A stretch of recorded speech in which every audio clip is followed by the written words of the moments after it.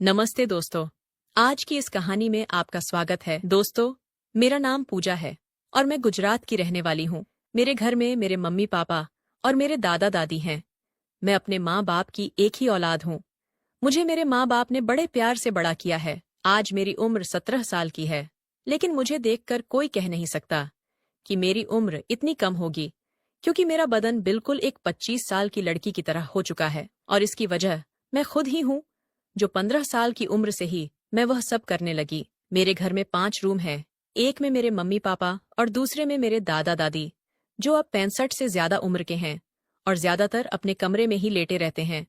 और तीसरे में मैं खुद रहती हूँ और बाकी के 2 कमरे हम अलग अलग कामों के लिए उपयोग में लेते हैं। मेरे पापा की उम्र 48 साल की है। मेरी माँ वैसे तो बहुत खूबसूरत है, लेकिन बहुत ही पुराने विचारों वाली एक साधारण औरत है, जो अपना ज्यादातर वक्त पूजा पाठ या अपने सास ससुर की सेवा में और घर के कामकाज में गुजारती है। मेरे पापा जो एक बिजनेसमैन है और अपना खुद का बिजनेस चलाते हैं। हम बहुत अमीर तो नहीं हैं, लेकिन हमारे घर में किसी चीज की कोई कमी नहीं है। मेरे पापा भी बहुत हैंडसम हैं, लेकिन मेरी माँ तो उन्हें टाइम ही नहीं दे पाती है। सिर्फ रात में जब उनके सोने का वक्त होता है, जब ही उनके पास जाती है। ये बात तब की है जब मेरी उम्र 18 साल की थी। एक रात हम सब खाना खाकर सोने के लिए अपने अपने रूम में चले गए थे कि तभी अचानक से मुझे लगा कि मेरे मम्मी पापा के रूम से लड़ने की आवाजें आ रही हैं। मम्मी पापा का रूम मेरे रूम से ही लगा हुआ था। मुझे जिंदगी में पहली बार लगा था कि मम्मी पापा की लड़ाई हो रही है। इसीलिए मैं यह जानना चाहती थी कि वह लड़ क्यों रहे हैं।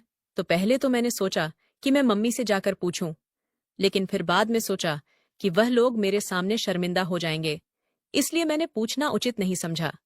लेकिन फिर भी मेरे मन में वजह जानने की इच्छा तेज होती गई, और जब मुझसे नहीं रहा गया तो मैंने उठकर देखने की कोशिश की। मेरे रूम में एक खिड़की थी, जो उनके कमरे में खुलती थी। वह खिड़की बहुत पुरानी तो नहीं थी, लेकिन उसमें 2-3 जगह छेद थे। फिर मैंने अपने रूम की लाइट ऑफ की और उस छेद में आंख लगा दी। अब अंदर का नजारा देखकर मेरे बदन में करंट सा दौड़ गया था, क्योंकि पापा और मम्मी को इस तरह मैंने कभी नहीं देखा था। और मेरी मम्मी उन्हें बार बार मना कर रही थी, और अब मेरी नजर तो बस वहीं टिक गई थी, और मैं चाहकर भी अपनी नजर हटा नहीं पा रही थी। अब वो लोग कुछ बात कर रहे थे, लेकिन मेरा ध्यान तो कहीं और ही था, और उनकी बातें सुनने का ध्यान भी नहीं था। अब मेरा दिल जोर जोर से धड़क रहा था, और इसके साथ ही मुझ पर एक और बिजली गिरी। और यह सब देखते ही मेरी तो जैसे सांसें ही रुक गई थीं। फिर मेरी मम्मी उस चीज को देखकर पहले तो गुस्सा हुई, और फिर शर्म से अपनी नजरें झुका लीं। अब उन्हें भी कुछ महसूस होने लगा था, और फिर उन्होंने इशारे से पापा को अपने पास बुलाया। फिर मेरे पापा और मम्मी कुछ तक वैसे ही रहे, जैसे एक पति पत्नी रहते हैं। फिर थोड़ी देर के बाद मम्मी अपने आप को ठीक करके और लाइट बंद करके सोने के लिए लेट गई। अब कमरे में बिल्कुल अंधेरा होने की वजह से मुझे कुछ नहीं दिख रहा था।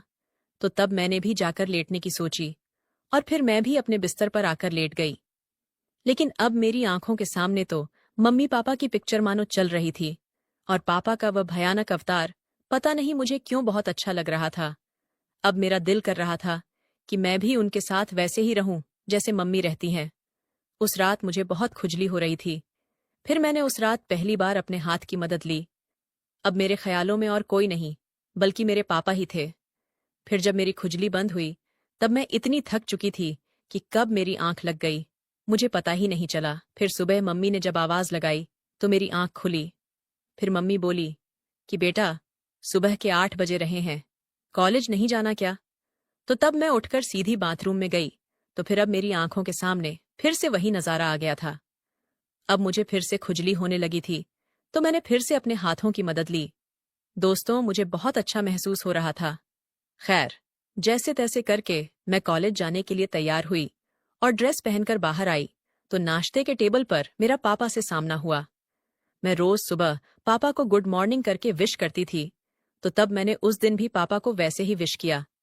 अब मैं उनके ठीक सामने जाकर कुर्सी पर बैठकर नाश्ता करने लगी थी, और फिर नाश्ता करने के बाद में कॉलेज की बस पकड़ने के लिए बाहर जाने लगी।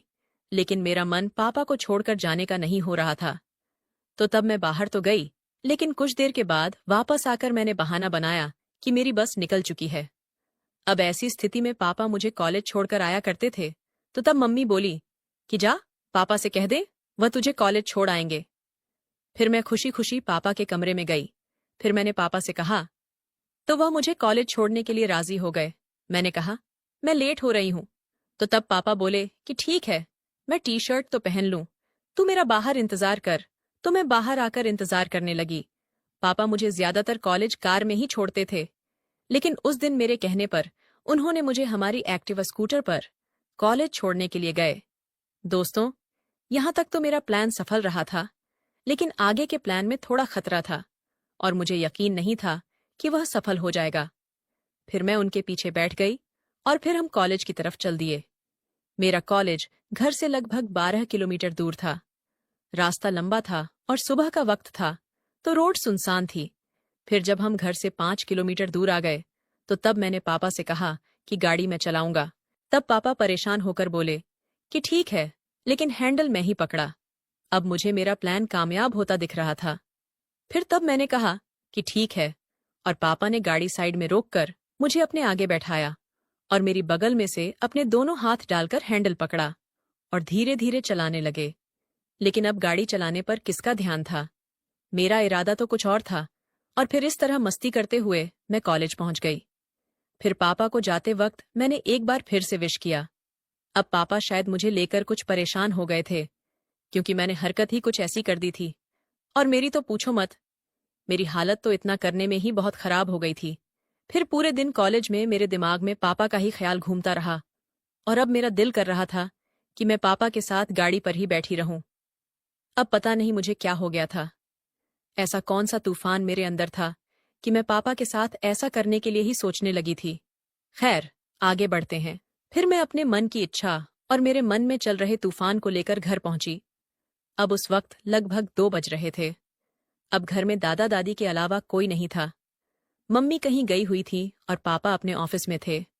खैर, फिर मैं बाथरूम में गई और फ्रेश होकर बाहर निकली। तो अब मुझे बहुत सुकून मिला और फिर मैं सो गई। फिर मेरी आंख खुली तो शाम के 5 बजे रहे थे। फिर मैंने नहा धोकर कपड़े पहने, और मैंने कपड़े भी उस दिन कुछ अलग दिखने वाले पहने थे। अब पापा के आने का टाइम हो गया था, लेकिन मम्मी का कोई पता नहीं था कि वह आएंगी। फिर शाम के 7:30 पर पापा ने घंटी बजाई, तो मैं दौड़ती हुई गई और दरवाजा खोला। फिर पापा मुझे देखकर थोड़े मुस्कुराए और मुझे देखते हुए बोले कि बेटा, आज तो बहुत स्मार्ट लग रही हो। अब मुझे इतनी खुशी हुई थी कि मैं पापा को फंसाने में धीरे धीरे सफल होती जा रही थी। फिर अंदर आकर पापा ने चाय का ऑर्डर कर दिया, तो मैं किचन में जाकर चाय बनाने लगी। फिर पापा भी फ्रेश होकर किचन में आ गए और इधर उधर की बातें करने लगे थे। फिर थोड़ी देर बाद मैंने पापा की तरफ देखा, तो पापा की नजर कहीं और थी। अब मुझे तो ऐसा लग रहा था कि जैसे मेरे मन की इच्छा पूरी हो जाएगी, और बस मैं ऐसे ही खड़ी रही।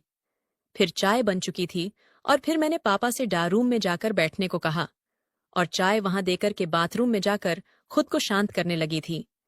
फिर मैं कुछ देर बाद बाहर आई, तो तब तक मम्मी भी आ चुकी थीं। मुझे मम्मी पर बहुत गुस्सा आया, क्योंकि मुझे पापा से अपने मन की इच्छा को जाहिर करना था, और मम्मी के सामने मैं कुछ नहीं कर सकती थी। अब पापा भी मम्मी के आने से थोड़े दुखी हो गए थे, क्योंकि ना तो वह कुछ करती थी और ना ही उन्हें कुछ करने देती थी, और मुझे भी उन्हें सताने में बहुत मजा मिल रहा था। फिर खाना खाने के बाद पापा मुझसे बोले कि बेटी चल, थोड़ा घूम कर आते हैं, और मुझे लेकर घर के बाहर आ गए। फिर बाहर आकर उनका मूड चेंज हुआ और मुझसे बोले कि चल बेटा, पिक्चर देखने चलते हैं।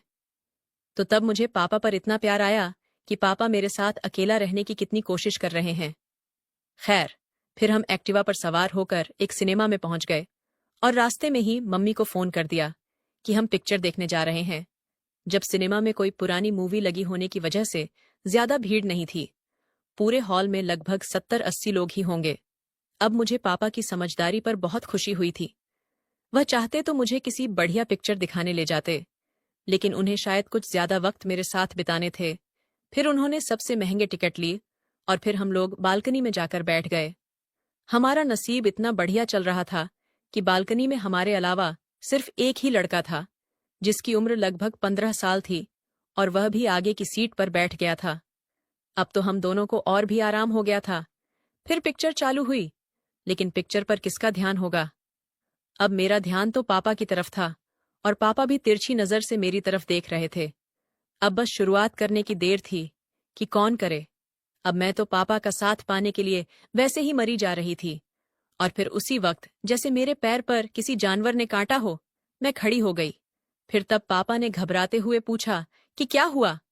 तो तब मैंने बताया कि मेरे पैर पर किसी कीड़े ने काटा है। तो तब पापा बोले कि बैठ जा, और अब काटे तो तुम मेरी सीट पर आ जाना। तो मैं बैठ गई। फिर 2-4 मिनट के बाद फिर से उछलते हुई खड़ी हो गई, लेकिन इस बार मुझे किसी ने काटा नहीं था, बल्कि मैं जानबूझकर खड़ी हुई थी। खैर, फिर पापा हंसते हुए बोले कि तू मेरी सीट पर आ। फिर तब मैं बोली कि पापा कोई बात नहीं, जैसे उस कीड़े ने मुझे काटा है ऐसे ही आपको भी काट लेगा। तो तब पापा बोले कि तू एक काम कर, मेरे बगल में बैठ जा।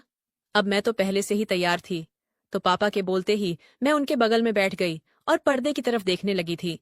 अब मैं उनकी बगल में बैठी हुई बिल्कुल छोटी सी लग रही थी, लेकिन मेरी उम्र उस वक्त 18 साल थी। फिर पापा मुझे पैसे देते हुए बोले कि कैंटीन से जाकर कुछ ले आओ। तो मैं बाहर गई और कैंटीन से कुछ खाने की चीजें खरीदी और फिर टॉयलेट में चली गई।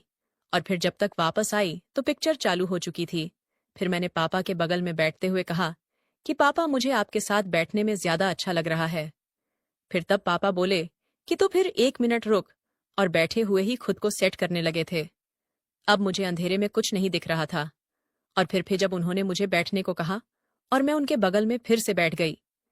फिर थोड़ी देर के बाद मुझे एहसास हुआ कि जो मेरे मन में चल रहा है वही पापा के मन में भी चल रहा था, लेकिन वह कह नहीं रहे थे। फिर हार मानकर पापा को इशारा किया और पापा मेरे इशारे को समझ गए। और जिस तरह मम्मी पापा का साथ देती है, उसी तरह आज मैं पापा का साथ देने लगी। हम दोनों ने काफी देर तक वहां एंजॉय किया। अब हम दोनों बिल्कुल शांत थे और बहुत थक गए थे। फिर 20 मिनट के बाद ही पिक्चर खत्म हो गई और लाइट जलती। इससे पहले ही मैंने खुद को ठीक किया। फिर थोड़ी देर के बाद लाइट जली और फिर हम दोनों हॉल से बाहर निकले। फिर बाहर आकर पापा मुस्कुराते हुए बोले कि पिक्चर कैसी लगी। तो मैंने जवाब दिया कि इससे बढ़िया पिक्चर मैंने आज तक नहीं देखी, लेकिन पापा मुझे चलने में बहुत तकलीफ हो रही है। उसके बाद मुस्कुराते हुए पापा ने मुझे अपनी गोद में उठाया और पार्किंग तक ले गए, क्योंकि हमारी गाड़ी वहीं थी। और फिर मैं मुस्कुराती हुई गाड़ी पर बैठ गई और फिर हम घर की तरफ चल पड़े। उस दिन के बाद से अब मेरे पापा मेरा बहुत ख्याल रखते हैं और मैं भी अपने पापा का बहुत ख्याल रखती हूँ। तो दोस्तों, ये थी मेरी आज की कहानी। दोस्तों, आपको ये कहानी कैसी लगी कमेंट करके जरूर बताएं। अगर आपको ये कहानी पसंद आई हो तो इसे लाइक करें और अपने दोस्तों के साथ शेयर करें। आगे भी ऐसी ही रोमांचक कहानियों के लिए हमारे चैनल को सब्सक्राइब करें, ताकि आप हमारी कोई भी कहानी मिस न करें।